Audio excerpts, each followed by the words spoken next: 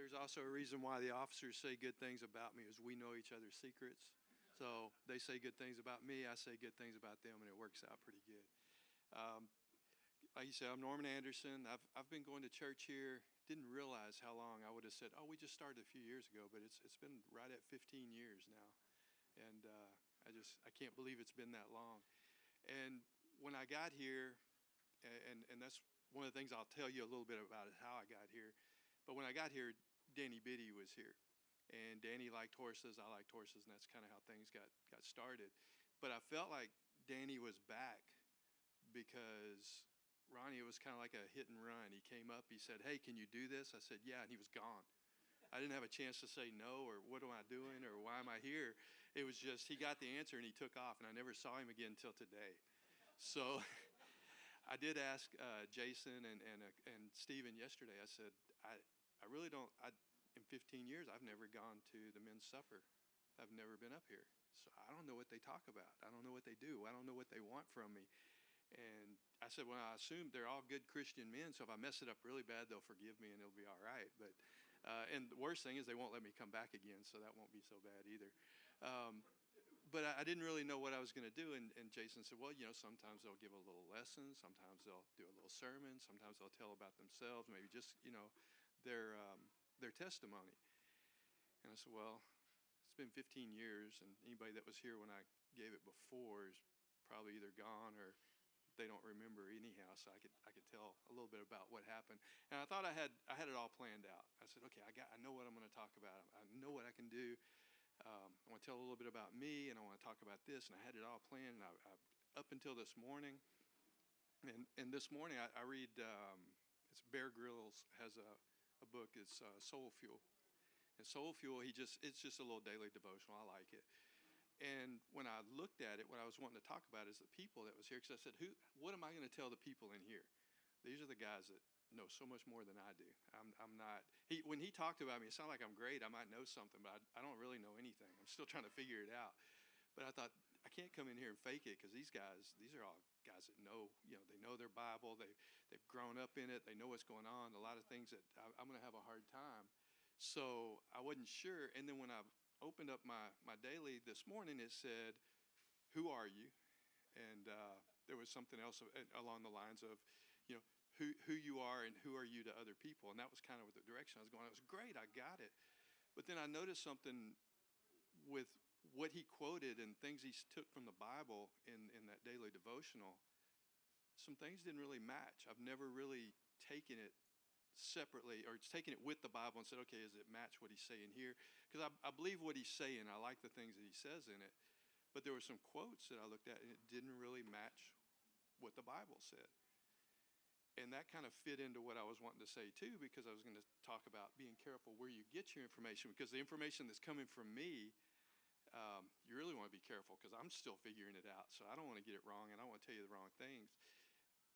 And I don't realize the influence I have. He's saying, I talk to the kids. I'm out in the public. I've been around for a while. I've been doing police work for 34 years. So people know me.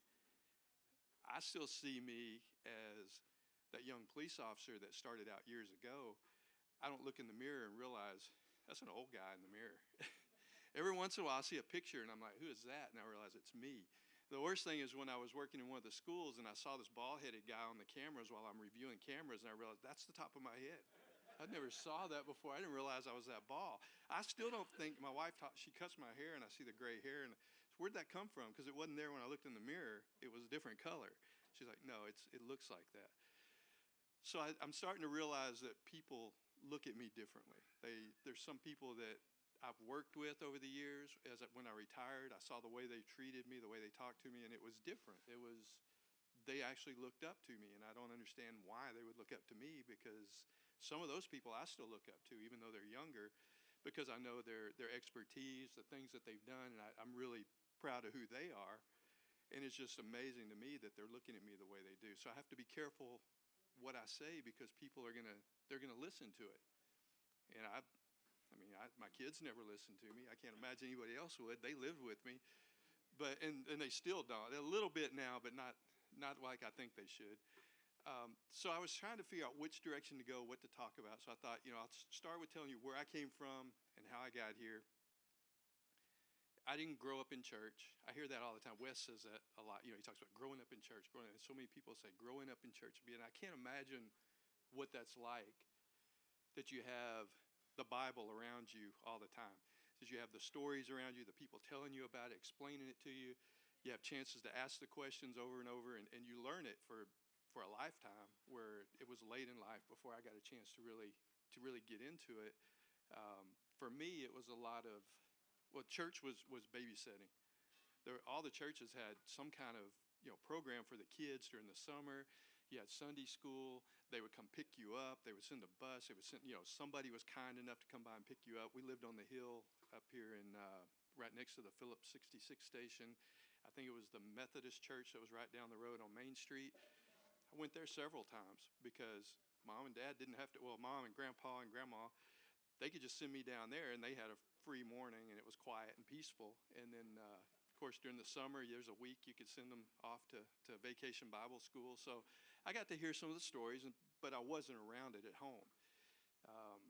My family believed in God.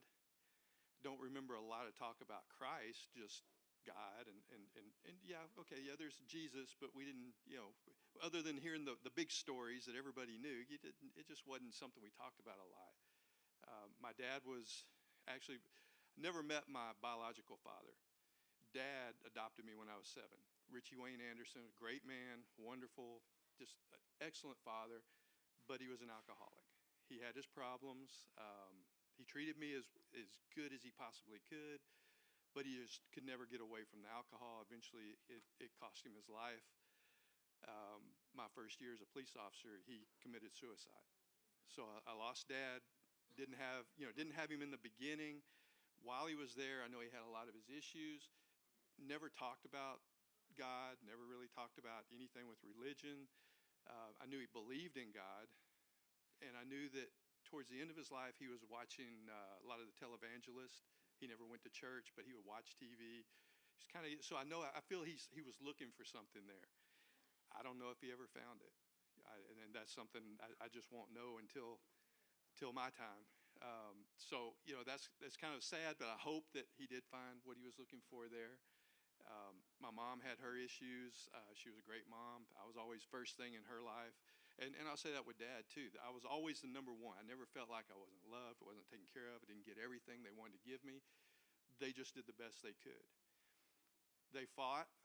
Police were at the house a lot of times. We had things that went on that I just thought they were normal things. And it wasn't until years later that I really and even now I still see things that I thought, well, I had a great life. Everything was good. But I didn't realize there was so many problems. I have an ag teacher who was a good friend of mine. He was a great teacher, but he went beyond at school. He took care of all the kids that people didn't take care of. And he's still a friend now. He lives in Oklahoma. I've gone to visit him. He told me recently, I was talking about how he inspired me. So, well, you inspired me. How in the world did I inspire him? I was just the kid that, showed up and did the best I could. But he talked about, and he had a lot of the same problems in his life, but he said, with all the things going on, you still went to school, you still were getting your grades, you're doing all these things. But again, to me, that was just life. Everything was normal. I didn't see how dysfunctional it was until later, and you have to get outside of it to really see that, okay, that's not normal. I've told people later in life that I've been to their houses over and over again. I said, there's houses here that the police have never been inside. That's normal, that police just don't come and walk through your house. That you don't understand that. You see the police every week. We're here to try to fix your problems, and that's not normal. Well, I think that's where I was. I just saw these were normal things. Mom and Dad fighting, that was no big deal. The police coming and taking a knife out of Mom's hand because, me having to take a gun away from my mom because she was going to shoot Dad.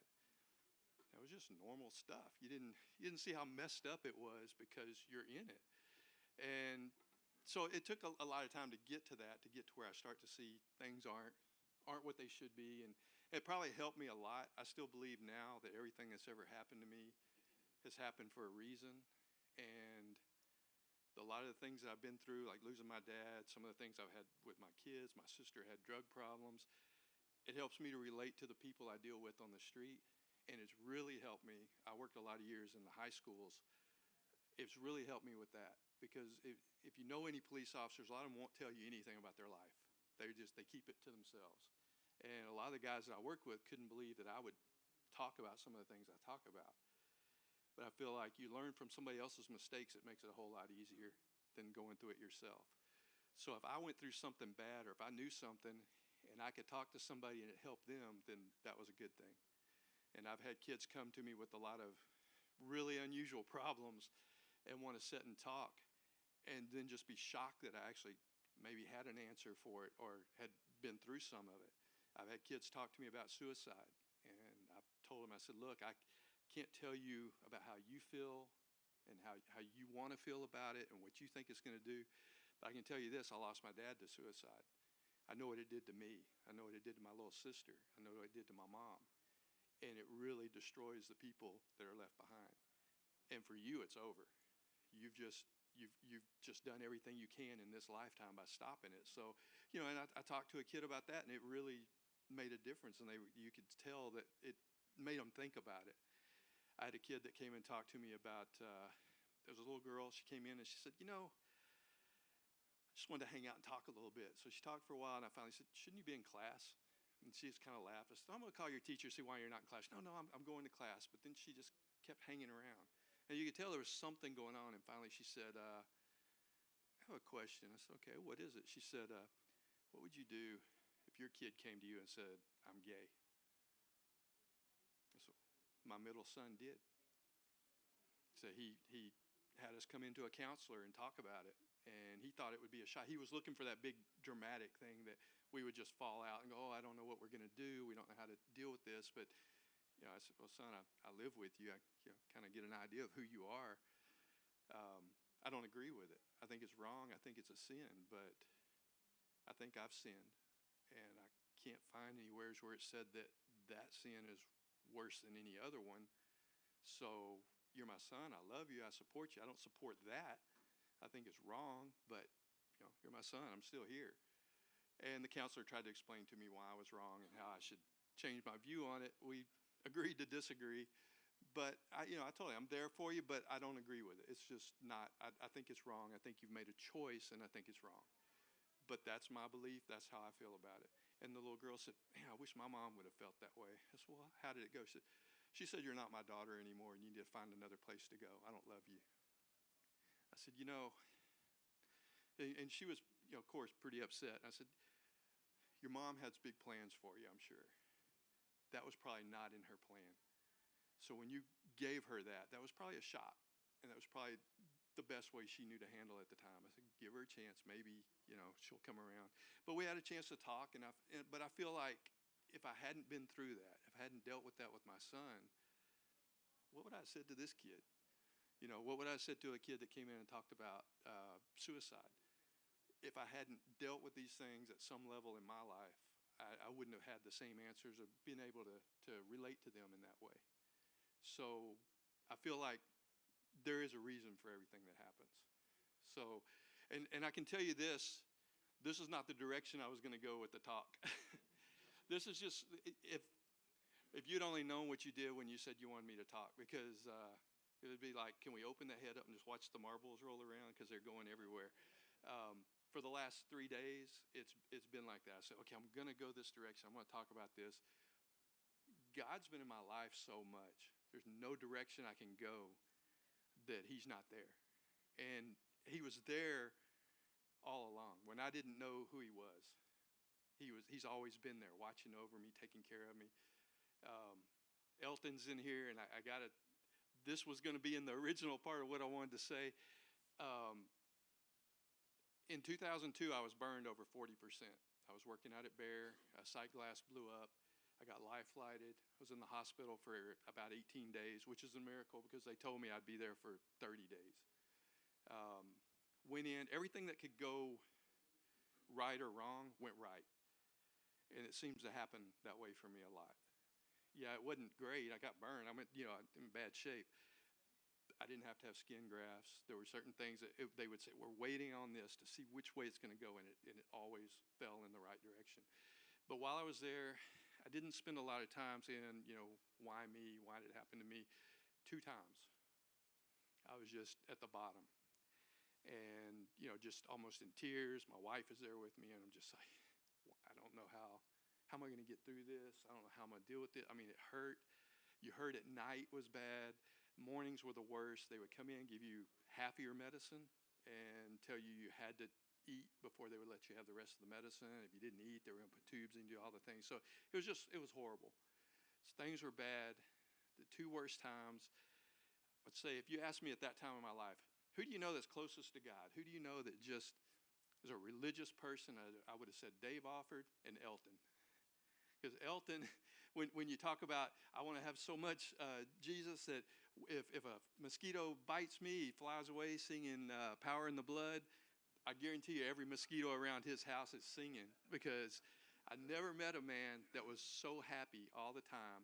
I never talked to him that he didn't say, good morning, God bless you, I'm blessed, you're blessed. Somewhere there was a blessing, and he was happy and smiling all the time. We go through, he's in the shower room changing at the plant. He's happy every time I saw him. Out in the heat, didn't matter how much work he was having to do, he was happy. And he was praising God the whole time. Dave Offord was he was just another wonderful guy. Always talked about his God and how he believed. Those two worst times in my life, the first one, I'm there, a horrible day, and Dave walked in and said, hey, how you doing? And he held my hand. Just felt at peace. Everything was okay. I was just okay. And I was able to talk to him. And I can make him cry now, because I just tell everybody he's an angel. God sent him to see me, and he'll tear up. The second time, when I was at my lowest, we're discussing how bad it is. My wife's trying to tell me, it's going to be okay. It's going to be okay. Elton walked in the room. And I told her, I said, it's going to be okay. And you have to know that in the burn unit in Houston, they don't allow you to bring plants into the burn unit. They just absolutely, you can't bring flowers, you can't bring a plant, nothing, you can't bring that stuff in. They don't allow it. He walked in with a plant. He's probably the only guy in the world that could have somehow gotten them to let him come in with that plant. He said, I brought you the word, brother. And he talked to me for a while, and I thought, oh, that was great. It was nice. He just wanted to bring me a little joyful word. I didn't realize at the time that when he brought the plant in, he was carrying a Bible. So that's the first person that had ever given me a Bible. I have Bibles. I have Bibles all over the house. I have a family Bible. I have my grandmother's Bible. I have all these Bibles that nobody wants them. They're the family. Nobody cares about the Bible. So I end up with them. But I have my Bible that has my name in it, and it has his name in it because he gave it to me. So I want to say thank you for that. I wasn't expecting him to be here. That's why I'm really kind of happy to see Elton. I called him. I went through a lot of trouble to find him whenever I was being baptized, and I contacted him, and he had to work. And I don't remember what the story was, but he had to work that day, and he felt really bad that he couldn't be here. But that was the one person. I called him, and then Dave Offord, who Dave managed to come by and make a quick appearance and take off. So, he had a lot to do with a lot of things for me, inspired me, and showed me what it means to be a true man of God, and that's what we need. We need more of that. And that was kind of the direction I was wanting to go with this, was thinking about the influence that you have on people in who you are, because a lot of the people in this room, I don't even know by name, but I know the faces. They're people I've seen here over and over again. They've been here for years. And I would tell you, well, I know he's saved. I honestly don't know, because I wasn't here when you were baptized. I wasn't here when you came forward. I just see it in who you are and make that assumption. But there's a lot of importance in that, in who we present ourselves to be. Because when we step out and say we're Christians, people expect certain things from us. And some people don't even have to say it. You just see it in who they are. And then some people say it, and you don't see it in who they are. And that hurts as much as anything else helps. And that's something that I try to be careful of now, because, again, I didn't realize the influence I could have. Like I said, it's been 15 years, probably 10 years or so ago, I was reading the Bible. I would pick out just a verse here and there, find something that I thought was important, and I would post it on Facebook. And I would do that each day when I would read. didn't think much about it. If I didn't get to do it one day, it wasn't a big deal. Well, over the years, didn't realize how long I'd been doing it. But I had a friend that mentioned something. The first time he ever mentioned anything, I made a joke or something, and he said, "Oh, so you're such a good Christian, huh?" And then I looked at what I'd said, and I thought, wow. So I deleted it, and I try to be more careful, because I never thought that by putting those verses out there, now I'm telling them I'm a Christian. These are the things I believe in, and this is the person I should be. So that's when I started to realize I need to be more careful in who I am, because I know that people are looking at that because they want us to fail. They want to see, well, look, those are those guys. Those are those church people. That's them right there, and that's how they act. They want to tell you they're good, but they want to be like this. I'll tell you, I'm not good. I fail constantly, but I keep trying to make it better. So that same friend that made that comment, just in the past year, he had some setbacks in his life, and he made a comment about, I had a really hard time moving forward. I just wanted to give up. I thought I was done. But I read what you wrote yesterday. Well, it wasn't what I wrote, it's what I posted, that they weren't my words. And that's one of the things I tried to do when I would pull something from the Bible. I wouldn't put comments with it. Sometimes I didn't even know, well, that just seems like I need to put it there. For whoever's reading it, for whatever reason, I feel like somebody needed it. I don't know who it was. And he needed it that day. And I thought, what if I just decided not to do it for a while? He wouldn't have had that day. So we can have a bigger influence than what we realize. So we have to be careful of what we say, but we want to try to do something. We want to put something out there. Elton just stepped up when he didn't have to, but he felt the need, and he stepped up and took care of me, and I'll never forget him. And I don't know if he knew that. I don't know if he knew just how much he meant to me. And again, I'm just thrilled that he's here so I can say it. But we have to remember that people are looking at us all the time, and we all have some influence over everybody. And as we get older, or wiser, I hope, just remember that, that people are looking at us different. We're not the same version of ourselves that we used to be, but people see that wisdom, and they see something in it, and they expect something from us. So we need to try to give them something when we can. Hope that's good enough. Like I said, I went about 20 directions with this, and it didn't even go where I thought it was going to go. I told him when he sent me a message earlier today, I'm pretty sure it was that just to remind me so I didn't forget. And I said, I'm looking forward to seeing what I have to say too. And he laughed. And I don't think he realized I really was, because I didn't know what I was going to say. So did I do okay for you? What do you guys think? Norman's just real. Thank you, Norman. You did a great job. Got a lot of marbles up there. And I think we all can relate to a marble here and there, so appreciate that. Good segue into what I've got. On the round table back there, I'm preaching 2 Sundays in July, the 14th and the 21st. I guess that's 7 days. And on the 14th, in Psalm 40, David talks about being in the miry muck and how God pulls him out.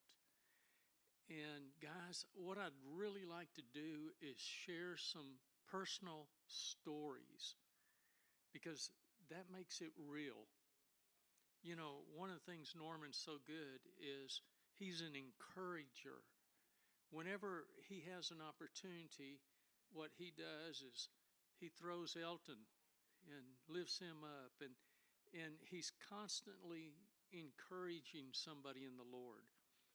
And a way that you can do it is you can take one of those pieces of paper and write a story of where God found you in the pits of life and how God delivered you out there.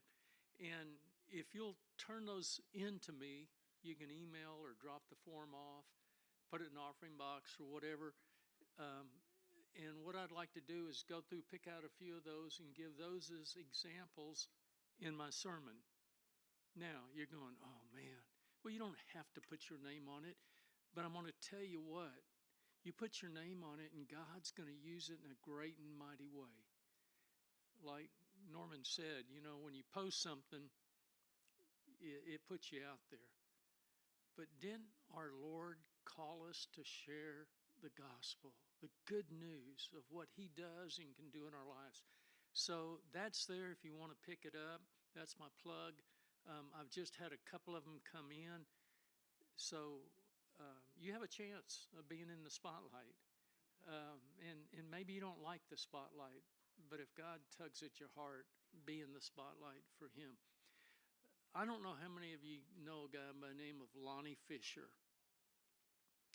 Lonnie Fisher helped with this ministry many, many years ago. He's still a good friend of mine, and he sends me emails from time to time. I've told him, I said, Lonnie, I don't want all the junk. I get enough junk. And so he filters through and sends me some junk. And you can tell him that. But he sends me some good stuff from time to time. And there's a sheet back there of what he sent me. I thought, well, if you want something to read, that's a good read. Appreciate you guys being here tonight. Appreciate the ministry that you have many times when you don't even know it. Norman, thank you.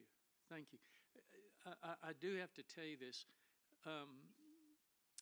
Because he's a police officer, he can get away with some things.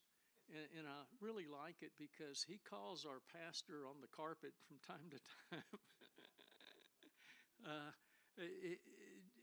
He's brutally honest. But I want to tell you, he looks to God. He's not perfect. He needs to shine his shoes like all of us. We all have these things. But Norman, thank you so much. Appreciate you. Love you, brother. Let's stand and sing.